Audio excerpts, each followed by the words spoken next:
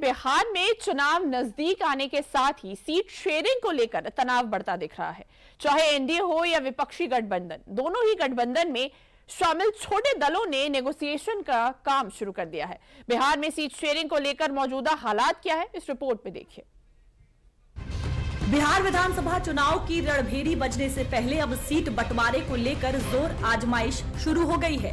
दरअसल विधानसभा का चुनाव किसी उभरते हुए छोटे दल के लिए एक अवसर होता है कि वो अपनी पार्टी और कुनबे का विस्तार कर सके। ऐसे में सीटों की भागीदारी को लेकर दावेदारी भी शुरू हो गई है। चाहे एनडीए का सहयोगी दल हो या फिर विपक्षी गठबंधन की, सीट शेयरिंग पर भी जमकर प्रेशर पॉलिटिक्स हो रही है। भाकपा माले ने कांग्रेस और आरजेडी को सीटें कम करने की सलाह दी। भाकपा माले की डिमांड कांग्रेस 15 और आरजेडी 21 सीटें छोड़े। 2020 के चुनाव में आरजेडी ने 144 और कांग्रेस ने 70 सीटों पर चुनाव जीता था। भाकपा माले की सलाह आरजेडी को 123 और कांग्रेस को 55 सीटें मिले। बिहार में विधानसभा चुनाव से पहले विपक्षी गठबंधन में सीट शेयरिंग को लेकर मसला उलझता दिख रहा है। भाकपा माले की ये डिमांड चुनाव से पहले उनकी बढ़ती ताकत को दिखा रही है। बिहार में होने वाले विधानसभा चुनाव के लिए भाकपा माले जगह जगह सम्मेलन और सभाएं भी कर रही है। भाकपा माले साल 2020 के विधानसभा चुनाव में 19 सीटों पर ही चुनाव लड़ी थी, लेकिन इस बार 40 सीटों की मांग कर रही है और इसके पीछे की वजह पिछले चुनाव में उसका स्ट्राइक रेट है। एक बार 2020 चुनाव नतीजों में महागठबंधन की स्थिति पर नजर डाल लेते हैं। 2020 के बिहार विधानसभा चुनाव में आरजेडी 144 सीटों पर चुनाव लड़ी और 75 पर जीत हासिल की। 2020 में कांग्रेस 70 सीटों पर लड़ी और 19 पर जीती थी। माले 19 सीटों पर लड़ी और 12 पर जीती। कांग्रेस फिर से 70 सीटें हासिल करने के लिए जोर लगा रही है, वहीं माले 40 सीटें मांग रही है। कम सीटों पर चुनाव लड़ने के बावजूद भी बिहार में माले के 12 विधायक और 2 सांसद हैं। कांग्रेस के पास 19 विधायक और 3 सांसद हैं और ये आंकड़े ही सीट बंटवारे पर तकरार की वजह बन रही है। वहीं बिहार एनडीए में वाईआर सीट शेयरिंग पर भी लगातार बयानबाजी हो रही है। बिहार में एनडीए के सहयोगी जीतन राम मांझी ने सीट बंटवारे को लेकर अपना तेवर दिखाया है। जीतन राम मांझी ने ऐलान किया है कि बिहार विधानसभा चुनाव में अगर उनकी पार्टी को 15 से 20 सीट नहीं मिलती तो वो 100 सीटों पर अकेले चुनाव लड़ेंगे। मांझी के तेवर को चिराग पासवान ने पोजीशनिंग करार देते हुए कहा है कि अभी सीट शेयरिंग पर बातचीत ही नहीं हो रही है। देखिए, वैसा कोई टारगेट नहीं पीछा है, लेकिन सही है कि करो और मरो की बात हम लोग कर रहे हैं, इसलिए कि 10 हो गए मेरे पार्टी निर्माण का और अभी तक हम पर निबंधित पार्टी का कलंक लगा हुआ है। और निबंधित पार्टी होने के चलते हम लोग जो मंत्री काल में जो काम किया था उसको प्रभावी ढंग से हम लोग जनता में, समाज, पार्लियामेंट में या एमपी में नहीं कह रहे हैं। वैसी परिस्थिति में हमको मान्यता प्राप्त होना बड़ी जरूरी है। इसलिए इस बार हम एनडीए के लोगों से जरूर निहोरा करेंगे, बहुत आर्ग्यू करेंगे कि ऐसा सीट दीजिए ताकि हमको विधानसभा में जो मान्यता प्राप्त होने लायक सीट आ जाए।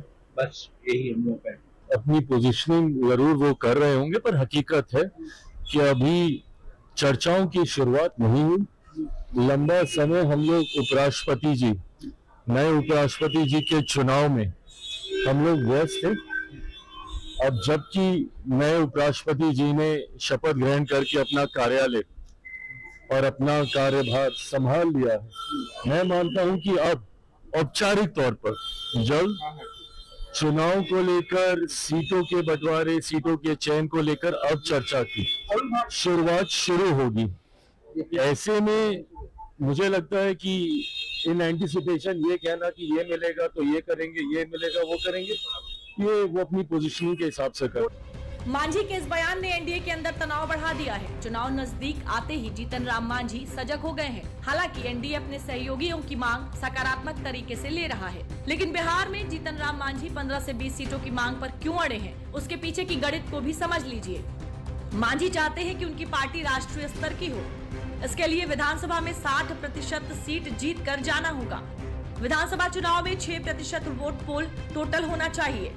इसी वजह से गठबंधन में 16 से 20 सीटों की मांग कर रहे हैं। बिहार में जैसे जैसे चुनाव नजदीक आ रहे हैं, बयानों का शोर भी बढ़ता ही जा रहा है। बिहार में एनडीए के सहयोगी केंद्रीय मंत्री चिराग पासवान ने विपक्ष की सोच पर सवाल खड़े किए हैं। चिराग पासवान ने कहा कि विपक्ष की नकारात्मक सोच ने बिहार का नुकसान किया है।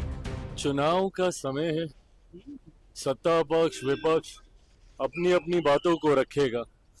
इस बात में कहीं कोई दो राय नहीं है कि जिस तरीके से बिहार में प्रधानमंत्री जी के तीसरी बार प्रधानमंत्री पद की शपथ लेने के बाद एक के बाद एक विकास की बड़ी परियोजनाओं को धरातल पर उतारा गया है, जिसमें सिर्फ शिलान्यास ही नहीं, उद्घाटन भी उसमें शामिल है। आप पटना का ही एयरपोर्ट देख लीजिए जहाँ पे हम लोग खड़े हैं, कल पूर्णिया का एयरपोर्ट, एम्स हो, अलग अलग क्षेत्र से जुड़े हुए छोटी बड़ी तमाम परियोजनाओं को इस सोच के साथ कि किस तरीके से बिहार को एक विकसित राज्य बनाया जा सके। अब ऐसे में अगर विपक्ष को ये सारी बातें नहीं दिखती और उनको सिर्फ भ्रमित करने वाले मुद्दों को ही जनता के बीच लेकर जाना है, एसआईआर का मुद्दा हो, संविधान का हो, यही सारी बातों को अगर उनको जनता के बीच लेकर जाकर उन्हें भ्रमित करने का ही कार्य करना है, तो ये विपक्ष की सोच हो सकती है। और इसी नकारात्मक सोच ने बिहार का नुकसान किया। चुनाव भले ही पड़ोसी राज्य बिहार में हो, लेकिन बिहार से उठे सियासी शोर की गूंज यूपी तक सुनाई दे रही है और यही वजह है कि यूपी से भी एनडीए के सहयोगी दल बिहार में विपक्ष पर जमकर हमलावर हैं। पटना में पहले केंद्रीय मंत्री चिराग पासवान ने विपक्ष पर हमला बोला, तो लखनऊ में उत्तर प्रदेश सरकार में मंत्री ओपी राजभर ने राजद के समय के जंगल राज का जिक्र किया।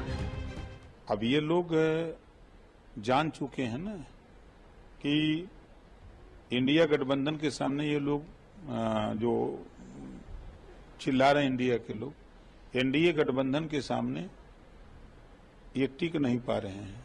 जनता ने वहां कांग्रेस को झेला है, आरजेडी को झेला है।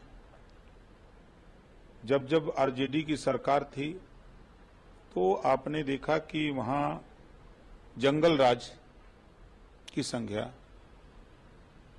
1987 में कत्लेआम होते थे तो कांग्रेस की सरकार हुआ करती थी। लेकिन आज जो दलगत राजनीति से ऊपर उठ के भी बात किया जाए बिहार के प्रकरण पे, तो तीन चीजें वहां मिल रही हैं। एक तो गांव तक बिजली पहुंच गई, दूसरा सड़कें गांव तक पक्की सड़कें हो गई। जो लालू जी के राज्य में भाषण देते थे कि सड़क बन जाएगी तब पुलिस आ जाएगी, क्या करोगे बनवा के, ये लालू जी के भाषण हुआ करते थे। तो अब तो सड़कें गांव तक बन गई। तीसरी चीज जो जंगल राज था, आज बेहिचक उस जंगल राज को हटा करके मंगल राज कायम किया गया। दरअसल इस बार ओपी राजभर की सुभाषपा भी एनडीए को मजबूत करने के लिए चुनावी मैदान में कूद पड़ी है। बिहार में कई छोटे दलों की हिस्सेदारी ने बिहार में चुनावी लड़ाई को इस बार और दिलचस्प कर दिया है।